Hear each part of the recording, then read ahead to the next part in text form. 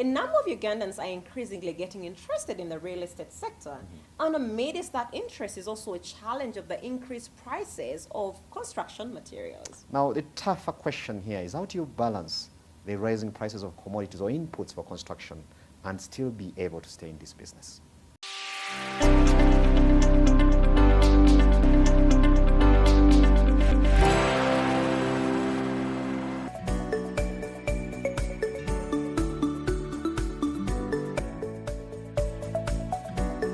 My name is Francis Sembuya. I'm the chairman of Sembuya Steel Limited. The construction industry, frankly, has flattened out, largely because of, obviously, the COVID epidemic.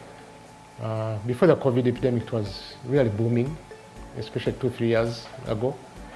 But now it's really gone down because of that and the prices of steel being very, very high right now. But we are optimistic that starting next year, mid next year, that the industry will pick up once again.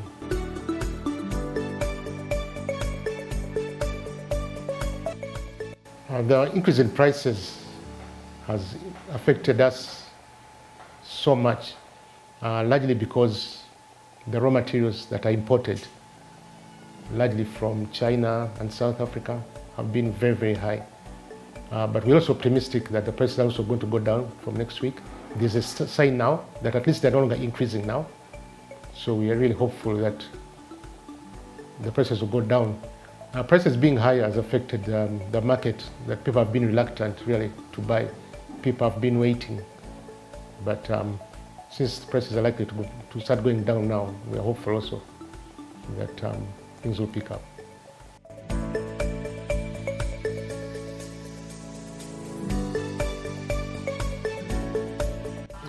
The prices of steel have really increased because of oil. Oil prices affect a lot because the cost of distribution, the cost of bringing the raw materials into the country, the cost has been very, very high because of the transport costs. Also, the inputs we use in terms of making the products we use quite a bit of oil also and other consumer items where the prices are high. So that has led to the increase in prices of steel generally. We believe the prices are going to go down because the prices of oil have started going down. Though lately they've been a bit stagnant, I think, because OPEC has decided to reduce on their production of oil despite pressure from the United States. But they've decided to reduce their production of oil. So it may not go back to the lower levels that it used to be, but definitely the prices of oil will go down, and the prices of oil, petroleum products, once they go down, the prices of steel immediately begin to go down as well. We deal in a range of steel products.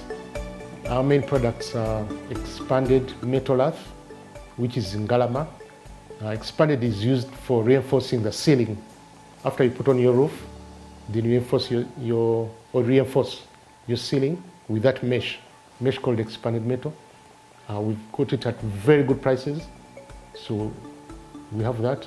We also have chain link fencing. We do have plain sheets.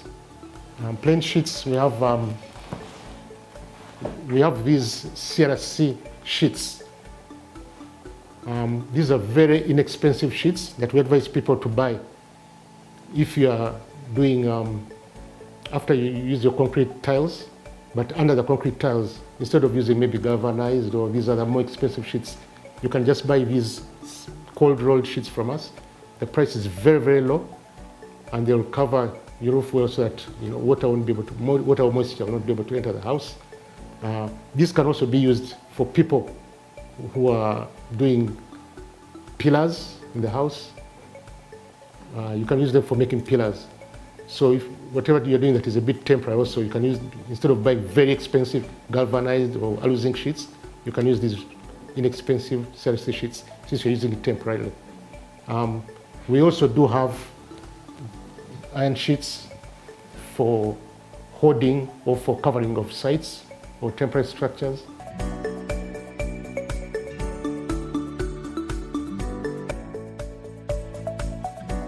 think we need to be very, very cautious now when we are building. What I would advise people to do now is to buy exactly what they need. What I mean by that is, for example, here at Sembuya Steel, we make custom or tailor-made products according to what a customer wants. To give an example, if you're building a roof, we advise you to measure exactly what you want. Don't just necessarily buy standard products. For example, standard iron sheet is 10 feet. So you may, instead of buying 10 feet, you can buy 6 feet, you can buy 5 feet, then add on 4 feet to make exactly what you want. Other than getting the iron sheet, then you have to maybe cut off a piece of it. Or if you are fencing, say chain link fencing, you measure exactly what you need. You tell us the height you need, we'll give exact height you need. Be it 4 feet, 5 feet, 6 feet, or even higher. Then we'll give you exactly what you need, so you will save, rather than buying what you don't need. Even the length, if you're fencing off an acre or less than an acre, you tell us exactly what it is. Then we'll give you the exact chain link fencing of what you need.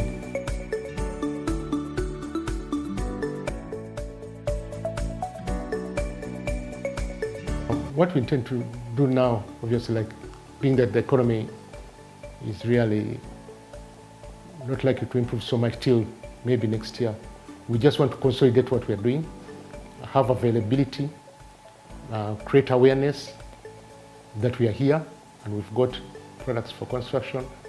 So that is our plan for the medium term.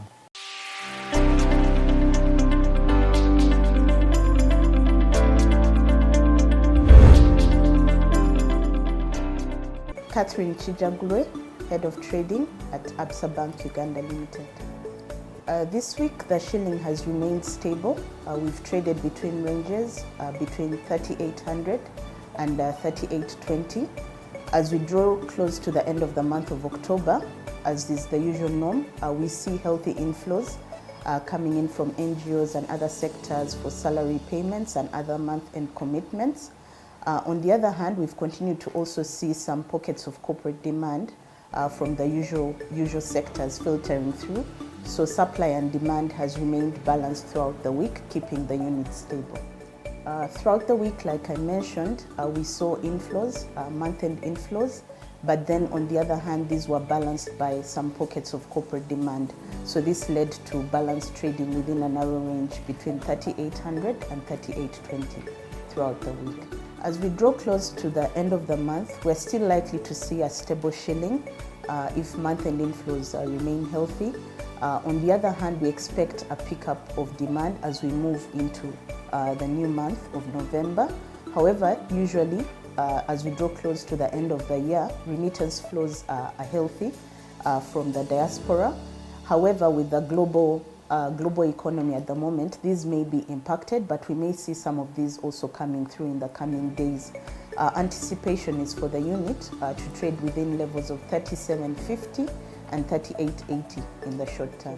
During the month, the shilling opened the month of October at levels of around 38.30, 38.40. We saw the shilling mainly stable throughout the month, but slightly strengthening to trade at levels of 38.10, 38.20 this week. Major factors that drove the shilling strength during the month, we continue to see inflows from NGOs, but also commodity exporters. For example, agricultural products like coffee, tea, cotton exporters, we saw those inflows coming through. We also saw some offshore remittance flows starting to trickle into the market that led to the shilling strength. On the demand side, we continue to see pockets of corporate demand from the usual sectors, that's energy, manufacturing, coming through the market. So more or less would say that the shilling was range bound throughout the month between levels of 3,800 and 3,850. As we end the month, in comparison to the previous months, the shilling is slightly strong. We had previously seen the shilling in the past few months touch lows of around 38.80, 38.90. But for this month, we're likely to close still around the 38.10, 38.20 levels, which is a few shillings stronger than it has been previously.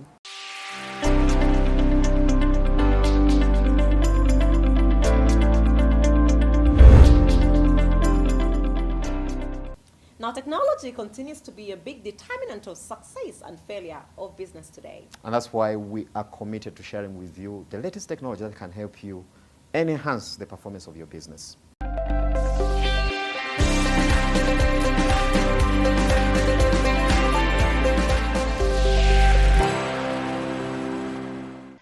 Faced with high energy costs and shrinking disposable income due to the rising inflation among others, households are increasingly getting encouraged to embrace innovative energy solutions, including biogas.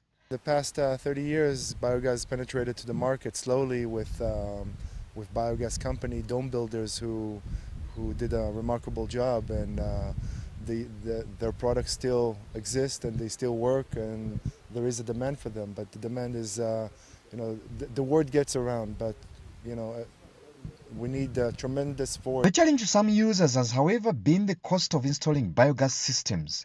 But today, innovators are now going into creating prefabricated systems. Now, in terms of our product is a prefabricated system. It was designed in simplicity. As long as you follow the rules of feeding the system feed it in the right quantities, the system is it's an anaerobic process. It's gonna naturally produce biogas, and then we can use it in the kitchen as our main source of energy. So how does this system work? We need basic things that the environment of the biogas system to work. We need good climate. We need above 20 degrees average a year, which here in Uganda we have it. Great weather for biogas. We need water, especially in the beginning, to fill up the system. But then, we can't. It's harder to work in dry areas. We need feed. The customer, the one that is using the biogas, needs to feed on a regular basis, on a daily basis, kitchen waste, organic waste, or animal manure.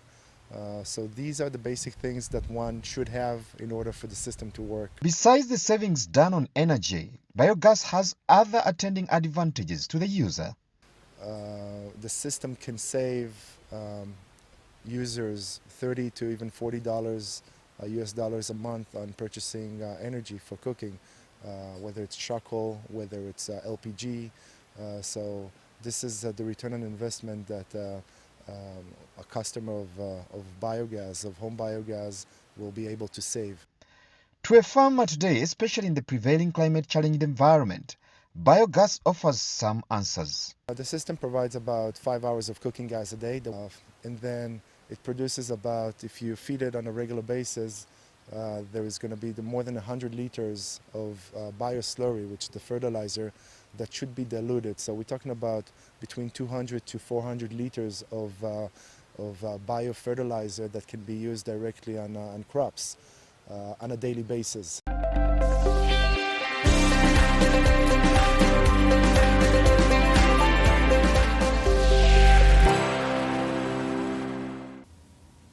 Now, it's been a great pleasure to have you here with us, and thank you so much for continuously being a part of our community. I'm Charles Port, your host. And I'm Shimem K. Matovu. Until next time, have a good evening. God bless.